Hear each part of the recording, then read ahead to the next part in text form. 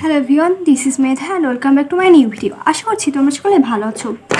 আজ আমি সপ্তম শ্রেণীর ইংলিশ বইয়ের 33 থেকে 35 পৃষ্ঠা পর্যন্ত বিস্তারিত এই ভিডিওতে আলোচনা করব। তো চলো ভিডিওটি শুরু করি।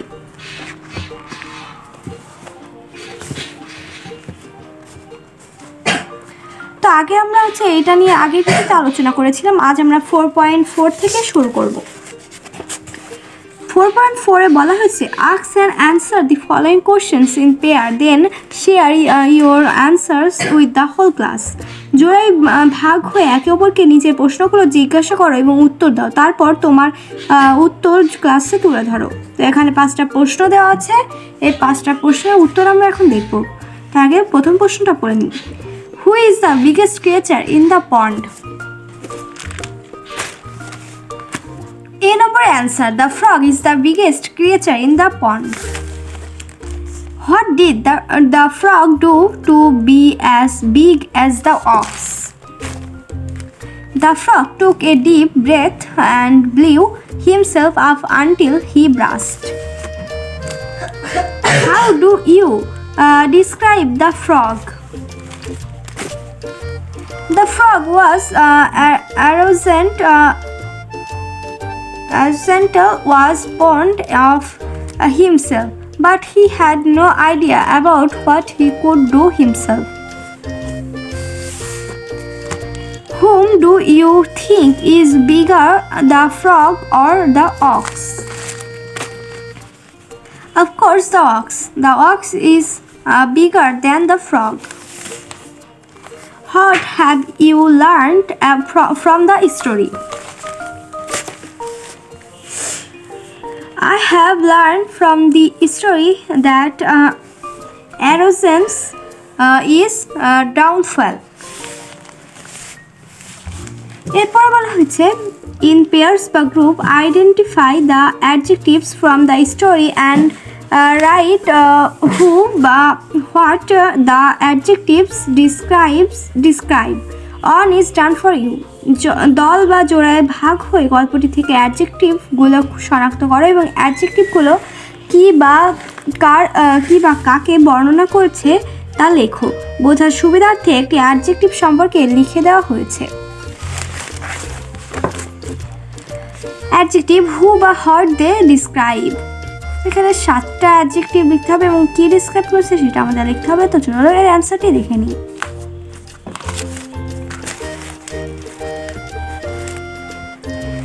Adjectives: 1. Big.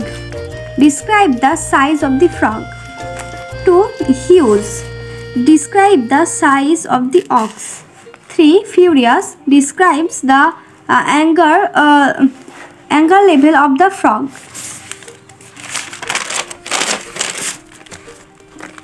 Bigger. Describes the frog. 5. Deep. Describes the style of the breath. Usual. Describes the normal size of the frog. Larger. Describes the style of the frog. এখানে বলা আছে 4.6 in pairs বা group read the note given in the box on the degrees of adjectives. দল বা জোড়ায় ভাগ হয়ে degrees of adjectives এর উপর বক্সে লেখা নোটটি পড়ো। তো এখানে পজিটিভ, সুপারলেটিভ এবং কম্পারেটিভ ডিগ্রি একটি নোট দেওয়া রয়েছে। আশা করছি এটা তোমরা নিজেরা পড়লেই বুঝতে পারবে, তো তোমরা নিজেরাই পড়ে নিবে।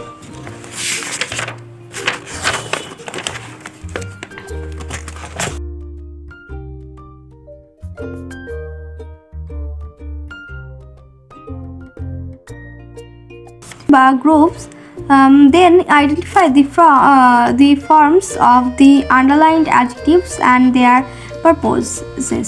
On is done for you. দল বা জোড়ায় ভাগ হয়ে নিচের বাক্যগুলো পড়ো, এরপর নিচে দাগ দিয়ে অ্যাডজেক্টিভগুলোর রূপ বা এবং উদ্দেশ্য শনাক্ত করো। বোঝার সুবিধার্থে একটি বাক্যের অ্যাডজেক্টিভ শনাক্ত করে কাজটি করে দেখানো হলো। A big frog once lived in a small pond. এইভাবে এই বাক্যের মধ্যে এখানে 5টা বাক্য দেওয়া আছে এবং নিচে একটি শখ দেওয়া আছে। তো এই শখটি আমরা এখন পূরণ করব।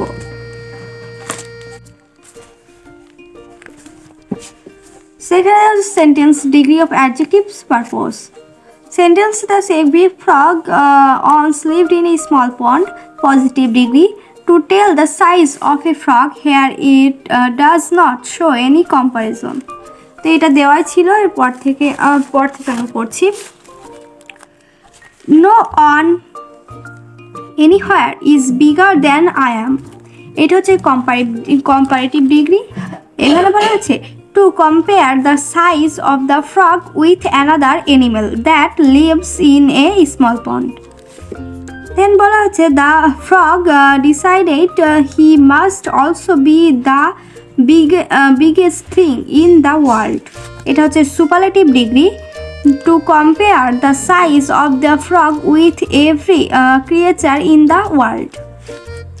Then বলা হচ্ছে one day a huge ox came to drink at the pond. এটা positive degree to tell the size of the ox, here doesn't show any comparison. Then বলা হচ্ছে I can make myself just as big as you. এটা positive degree to tell the size of the ox, here it doesn't show any comparison. F number, the frog took a deep breath, positive degree to tell the volume of the breath, here it does not show any comparison. So আজকে আমার ভিডিওটি ছিল এই পর্যন্তই। আশা করছি তোমাদের সকলেরই কাজে লাগবে। ভিডিওটি ভালো লাগলে অবশ্যই সাবস্ক্রাইব করবে, আর যদি কোনো ভিডিও প্রয়োজন হয় অবশ্যই আমাকে কমেন্টে জানাবে। ধন্যবাদ।